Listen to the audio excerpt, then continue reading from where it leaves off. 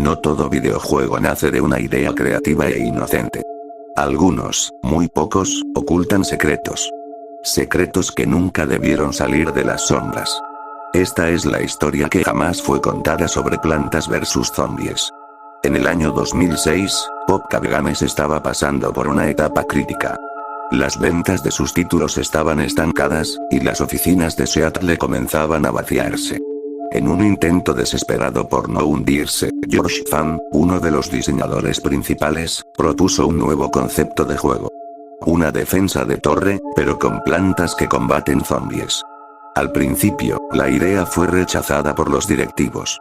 No porque fuera mala, sino porque no sabían cómo vender algo así. Pero hubo alguien más interesado. Durante una reunión cancelada en el edificio viejo de PopCap, George decidió quedarse trabajando hasta tarde. Buscando inspiración, bajó al sótano, un lugar que los empleados evitaban por su mal olor a humedad y las luces parpadeantes. Allí, entre viejos discos duros y estantes llenos de polvo, encontró una caja de madera, sin etiquetas, solo un símbolo tallado. Una flor marchita con un ojo humano en el centro. Movido por la curiosidad y la desesperación, George abrió la caja. Dentro, encontró un cuaderno de tapas negras, cubierto por telarañas y manchas de lo que parecía óxido. Aunque el olor metálico sugería algo más. El título estaba escrito en latín antiguo. Herbae contra mortuos. Lo hojeó. Lo que encontró no eran bocetos de plantas ni diagramas de zombies, sino rituales.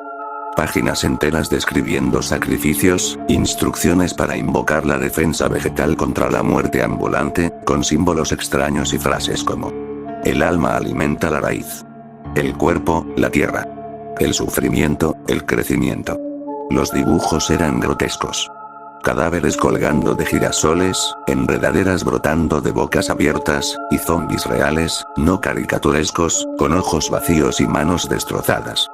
George no sabía si era una broma o parte de una historia antigua, pero algo dentro de él se activó. Esa noche, soñó con un jardín oscuro. Había plantas que lloraban sangre, y del suelo emergían cadáveres con rostros conocidos. Sus antiguos colegas de oficina. A la mañana siguiente, volvió al cuaderno.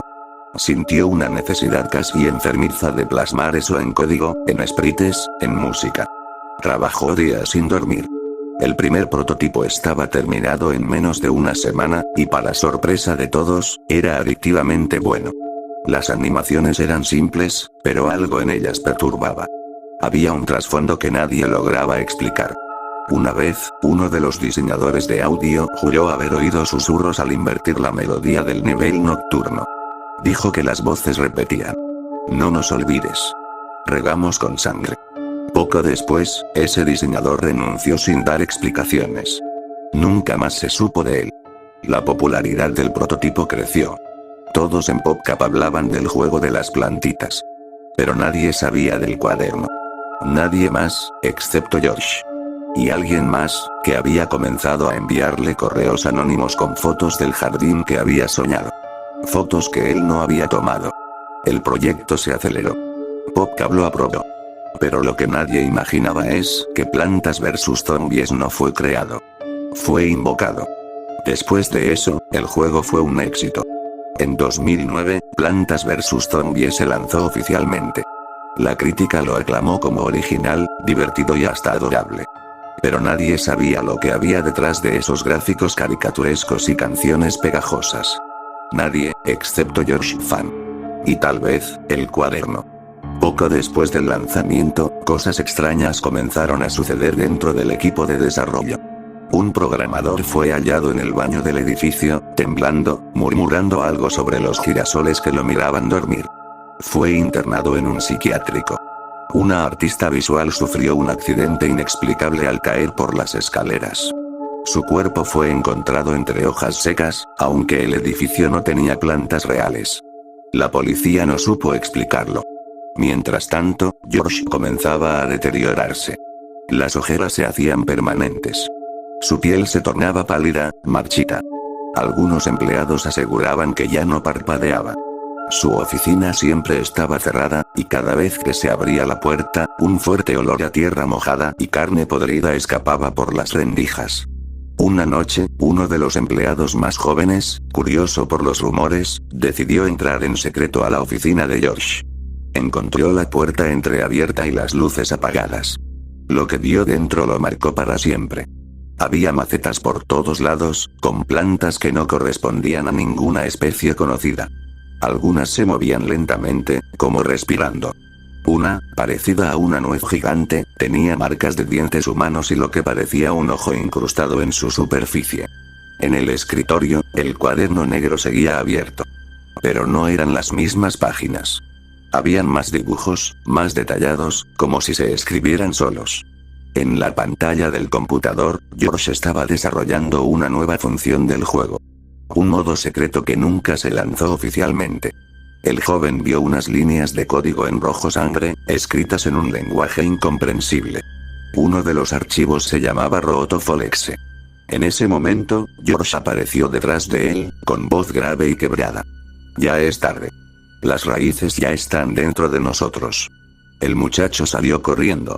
Renunció al día siguiente, dejando un mensaje pegado en su escritorio. No cultiven lo que no entienden. Ese modo secreto desapareció del código público. Pero algunos jugadores dicen haberlo activado por error. Aseguran que, tras ganar todos los niveles, el juego cambia. La pantalla se vuelve negra. Las plantas sangran. El jugador escucha golpes detrás de su propia pared, aunque juegue con audífonos. Uno de esos jugadores, un youtuber llamado NickTomGames, subió un video donde activaba ese supuesto modo oculto. Su cámara captó cómo la luz de su habitación parpadeaba cada vez que aparecía una planta. En el momento en que colocó un girasol, este dijo claramente: "Ayúdame". El video fue borrado horas después. NickTomGames no volvió a publicar nada. En su último tuit escribió: "George Fan no inventó el juego. Él lo abrió. Y ahora, está dentro de mí. Pero lo peor vendría después". Cuando Electronic Arts compró PopCap en 2011, muchos creyeron que fue solo una movida comercial. Lo que nadie imaginaba es que EA encontró el cuaderno. Y decidieron continuar el proyecto.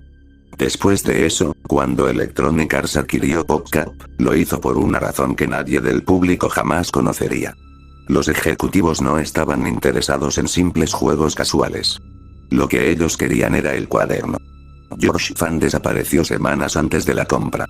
La versión oficial decía que fue despedido por diferencias creativas, pero algunos ex empleados aseguran que, una noche, se le vio salir del edificio con tierra en las manos y raíces colgando de sus mangas, murmurando en un idioma que no era humano. Jamás volvió a ser visto. El cuaderno fue trasladado a un laboratorio privado de EA en Redwood Shores. No se trataba ya de diseñar un juego. Se trataba de abrir algo. Un portal. Una puerta que, según los rituales escritos en aquellas páginas, podía alimentarse del miedo infantil y de la repetición adictiva del jugador. Plantas vs Zombies no era un juego. Era un ritual disfrazado de entretenimiento. Con los millones de jugadores interactuando simultáneamente con las semillas malditas, los zombies corruptos y los sonidos ocultos, la energía recolectada era enorme. Cada vez que alguien colocaba un girasol, una pequeña parte de su alma era absorbida.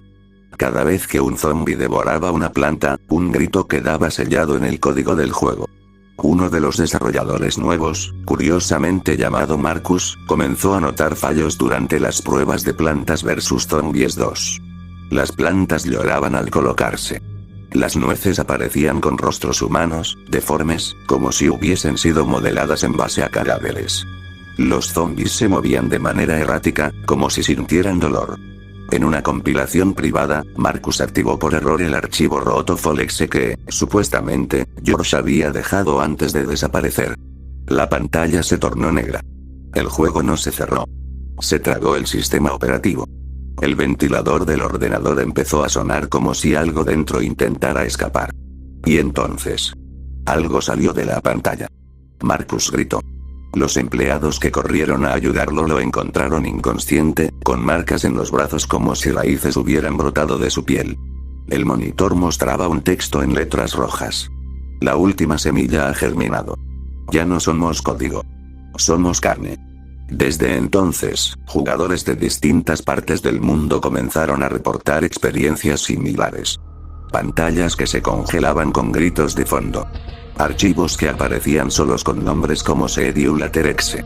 Sueños recurrentes donde los girasoles lloraban sangre y pedían ser liberados. Jugadores que aparecían muertos con tierra en la garganta. Ea nunca reconoció nada. Pero en 2014, un grupo de empleados anónimos filtró imágenes de una versión no publicada. Plantas vs Zombies. Road Awakening. En una de ellas, podía verse a George Fan. O lo que quedaba de él. Su cuerpo cubierto de hojas, con ramas atravesando su cráneo, y una sonrisa imposible de olvidar. Estaba atado frente a una tumba digital que decía: aquí yace el jardinero del infierno. Gracias por sembrar tu alma.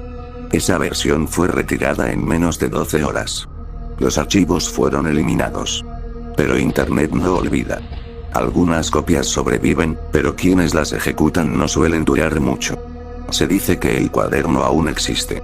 Que cambia de dueño cuando alguien repite el ciclo. Que el nuevo portador ya ha comenzado a trabajar en una entrega moderna, con gráficos realistas, y con la IA suficiente para hacer florecer el dolor. Y si al jugar Plantas vs Zombies alguna vez notas que una planta te llama por tu nombre, entonces ya es tarde.